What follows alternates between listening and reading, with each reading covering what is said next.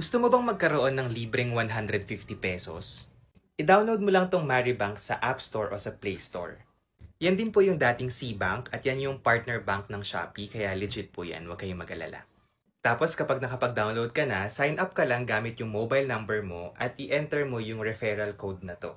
Kailangan nyo pong i-enter yung referral code na yan kasi kung hindi nyo po yan gagawin, hindi nyo po makukuha yung libreng 150 pesos. Tapos, syempre, i-verify lang po yung account nyo at kahit national ID yung gamitin nyo, pwede na.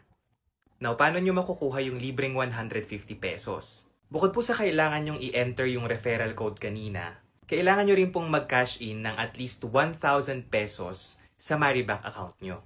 Tapos, pananatilihin nyo po yung 1,000 pesos na yon sa loob ng 3 days. Ibig sabihin, wag nyo pong gagalawin o wag nyong babawasan sa loob ng 3 araw. Ngayon, pag nakuha nyo na po yung reward na 150 pesos, pwede nyo na po yung gastusin. Pwede nyo po yun i-withdraw o kaya i-transfer sa GCash nyo, sa Maya o sa iba pang e-wallet. O kaya naman gamitin pang Shopee. Ang tanong, paano magka-cash in? Pindutin nyo lang po itong deposit. Tapos makikita nyo po dito yung account name nyo at saka yung account number. Pwede pong yan yung gamitin nyo o kaya naman mag-generate na lang kayo ng QR code. Pwede nyo pasahan gamit yung GCash nyo, yung Maya o kahit na anong e-wallet. O diba ang simple lang pero magkaka 150 ka? Share mo na rin to sa friends mo dahil ang sabi nga, sharing is caring.